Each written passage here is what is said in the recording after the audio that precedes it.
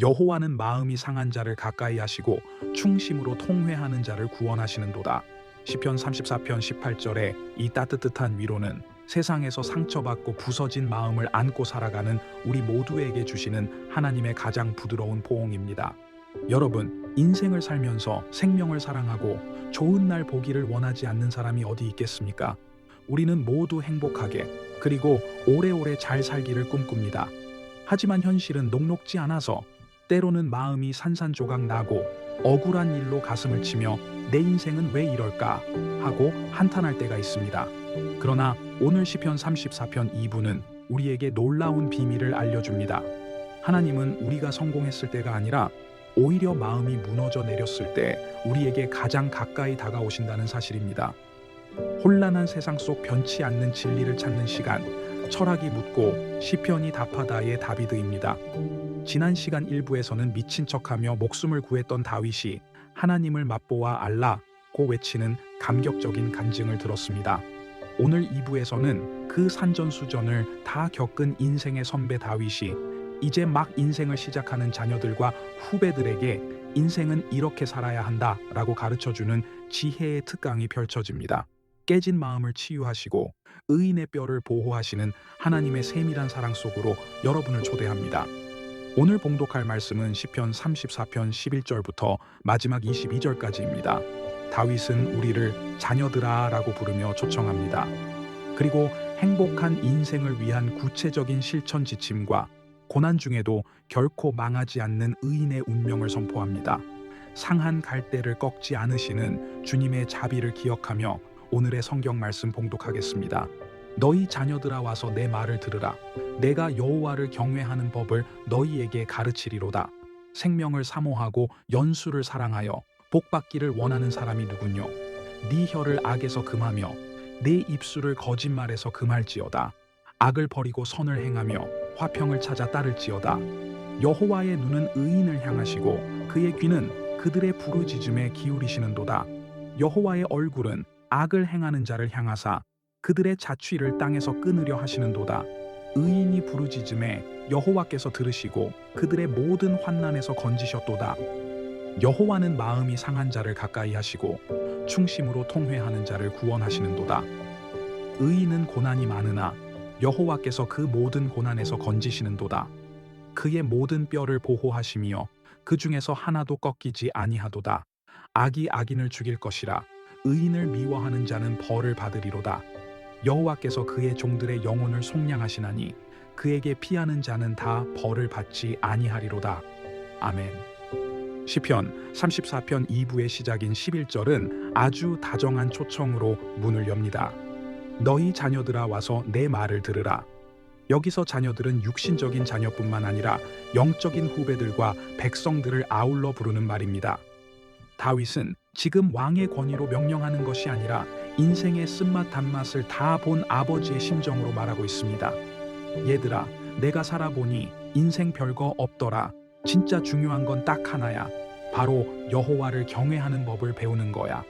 이것이 다윗이 물려주고 싶은 최고의 유산이었습니다. 하나님을 두려워할 줄 알고 존중하는 마음, 그것이 인생의 기초공사이기 때문입니다. 그리고 12절에서 다윗은 우리 모두의 소원을 묻습니다. 생명을 사모하고 연수를 사랑하여 복받기를 원하는 사람이 누구뇨? 쉽게 말해 너희들 인생 즐겁게 살고 싶니? 행복하게 장수하고 싶니? 라고 묻는 것입니다. 여기에 아니요 라고 대답할 사람은 아무도 없을 것입니다. 그렇다면 그 비결은 무엇일까요? 놀랍게도 다윗이 제시하는 첫 번째 행복의 조건은 돈이나 건강이 아니라 바로 언어 생활입니다. 13절을 보십시오. 내 혀를 악에서 금하며 내 입술을 거짓말에서 금할지어다. 독일의 철학자 마르틴 하이데거는 언어는 존재의 집이다 라는 유명한 말을 남겼습니다. 내가 하는 말이 곧 내가 사는 집을 짓습니다. 내가 감사의 말을 하면 감사의 집에서 살게 되고 불평과 저주의 말을 하면 지옥 같은 집에서 살게 됩니다. 다윗은 알았습니다. 사울 왕이 파멸한 이유도 수많은 사람이 몰락한 이유도 결국은 그들의 혀 때문이었음을 말입니다. 생명을 사랑하고 좋은 날 보기를 원하십니까? 그렇다면 오늘부터 여러분의 혀를 통제하십시오. 험담 대신 칭찬을, 거짓 대신 진실을, 불평 대신 감사를 심으십시오. 언어가 바뀌면 인생의 날씨가 바뀝니다. 말이 거칠어지는 것은 인생이 꼬여서가 아니라 말이 거칠어서 인생이 꼬이는 것일 수도 있습니다. 좋은 날은 좋은 말에서 시작됩니다. 두 번째 조건은 14절에 나옵니다. 악을 버리고 선을 행하며 화평을 찾아 따를지어다. 여기서 화평을 찾아 따른다는 표현이 아주 역동적입니다. 히브리어 원어의 의미를 살려보면 평화를 사냥꾼이 사냥감을 쫓듯이 맹렬하게 추격하라는 뜻입니다. 평화는 가만히 앉아 있으면 저절로 찾아오는 것이 아닙니다. 우리는 본성적으로 다투기를 좋아하고 자기 주장을 하기를 좋아합니다. 그래서 평화는 힘써서 애써서 쫓아가야만 얻을 수 있는 귀한 보물입니다. 이탈리아의 성자 프란치스코의 기도문처럼 주여 나를 평화의 도구로 써주소서라고 기도하는 적극적인 태도가 필요합니다. 내가 먼저 손 내밀고 내가 먼저 사과하고 내가 먼저 용서하는 것, 그것이 화평을 추격하는 삶입니다. 그렇게 평화를 만드는 자 피스메이커에게 하나님은 복된 날을 선물로 주십니다. 이제 15절과 16절에서는 두 가지 시선을 대조합니다. 하나님의 눈은 의인을 향하시고 귀는 그들의 부르짖음에 열려 있지만 하나님의 얼굴은 악인을 대적하십니다. 여기서 의인은 죄를 한 번도 안 지은 사람이 아닙니다. 부족해도 하나님을 찾고 부르짖는 사람입니다. 세상 사람들은 우리의 배경이나 능력을 보지만 하나님은 우리의 중심을 보십니다. 아무도 내 이야기를 들어주지 않는 것 같을 때 기억하십시오.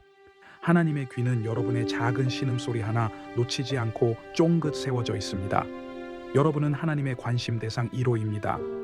그리고 18절, 시편 34편 2부의 하이라이트이자 상처 입은 모든 영혼을 위한 치유의 말씀이 선포됩니다. 여호와는 마음이 상한 자를 가까이 하시고 충심으로 통회하는 자를 구원하시는도다. 여기서 마음이 상했다는 말은 원어적으로는 산산조각이 났다는 뜻입니다. 도자기가 깨져서 파편이 튀고 다시는 붙일 수 없을 것처럼 박살난 상태를 말합니다. 실패 때문에, 배신 때문에, 혹은 사랑하는 사람을 잃은 슬픔 때문에 마음이 가루가 된 적이 있으십니까? 세상은 마음이 깨진 사람, 실패한 사람을 멀리합니다. 부담스러워하고 피합니다. 그러나 우리 하나님은 정반대이십니다. 마음이 부서진 그 순간 하나님은 우리에게 가장 가까이 다가오십니다. 왜냐하면 마음이 깨져야 그 틈 사이로 교만이 빠져나가고 그 빈자리에 하나님의 은혜가 채워질 수 있기 때문입니다. 아일랜드의 작가 오스카 와일드는 감옥에서 쓴 참회록 시면으로부터에서 이렇게 고백했습니다. 그리스도는 오직 부서진 마음 안으로만 들어오실 수 있다. 우리가 강하고 잘 나갈 때 하나님은 멀리 계신 것처럼 느껴지지만 우리가 무너져 내려 눈물 흘릴 때 하나님은 내 숨결이 닿을 만큼 가까이 계십니다. 여러분의 마음이 상해 있습니까? 축하합니다. 지금이 바로 하나님을 가장 깊이 만날 수 있는 골든타임입니다. 하나님은 여러분의 깨진 마음 조각들을 하나하나 주워 모아 이전보다 더 아름다운 작품으로 빚어주실 것입니다.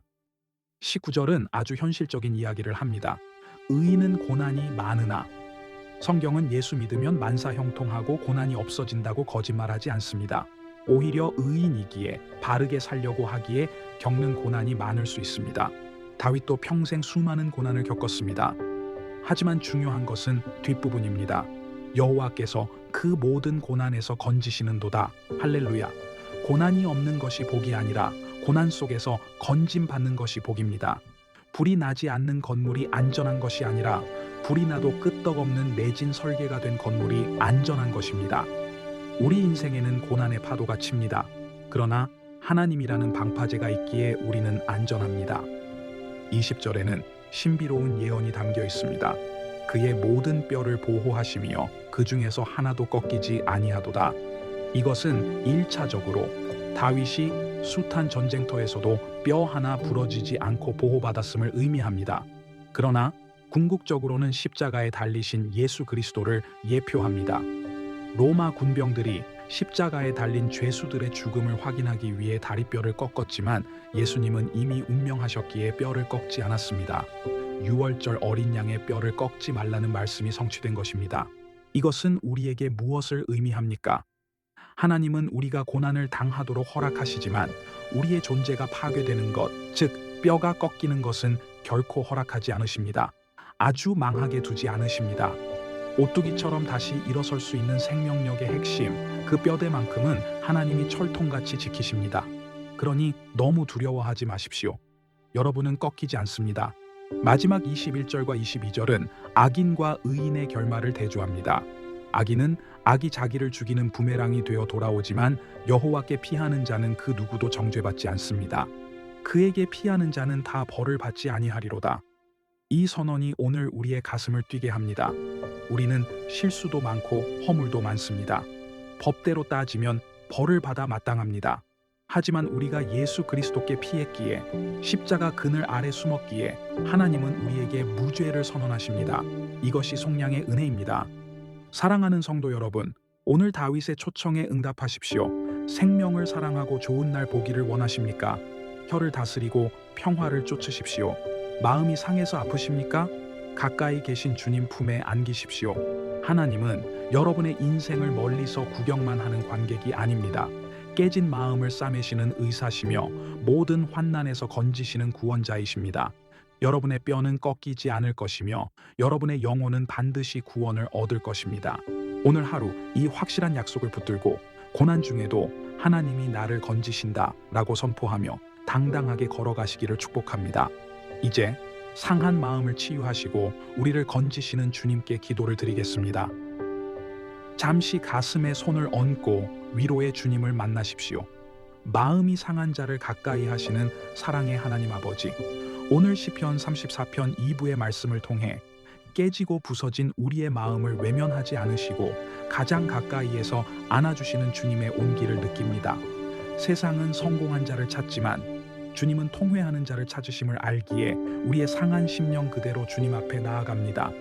주님, 우리가 생명을 사랑하고 좋은 날 보기를 원합니다. 하이데거의 말처럼 언어가 존재의 집임을 깨닫고 우리의 입술에서 악독과 거짓을 제하여 주시옵소서. 불평 대신 감사를, 비난 대신 축복을 심어 복된 인생의 집을 짓게 하옵소서. 의인에게 고난이 많다는 말씀을 위로로 삼습니다. 지금 겪는 어려움이 하나님께 버림받은 증거가 아니라 더 큰 구원을 경험하는 과정임을 믿습니다. 우리의 뼈를 보호하사 하나도 꺾이지 않게 하시고 마침내 모든 환난에서 건지시는 주님의 능력을 간증하게 하옵소서.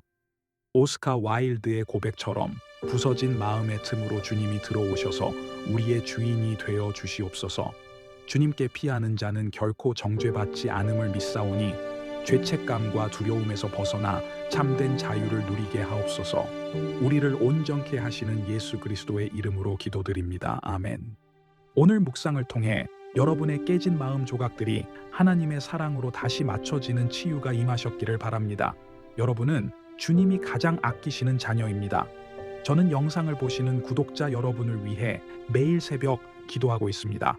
치유가 필요한 상처나 하나님께 피하고 싶은 사연이 있다면 댓글이나 영상 설명란에 구글 폼으로 보내주십시오. 함께 울고 함께 기도하겠습니다. 삶의 무게가 느껴지는 화요일과 목요일, 그리고 영혼의 안식이 필요한 주일, 저는 일주일에 3번 이 자리에서 말씀의 등불을 켜고 여러분을 기다리겠습니다. 다음 시간에는 여호와여 나와 다투는 자와 다투시고 나와 싸우는 자와 싸우소서 라는 강력한 탄원 기도가 담긴 시편 35편으로 억울한 자를 대신해 싸우시는 하나님의 공의를 나누겠습니다. 오늘의 묵상이 여러분을 상처 입은 자에서 치유받은 자로, 그리고 누군가를 치유하는 자로 세우는 능력이 되었기를 간절히 기원합니다. 여러분의 뼈는 보호받고 있습니다. 감사합니다. 아멘.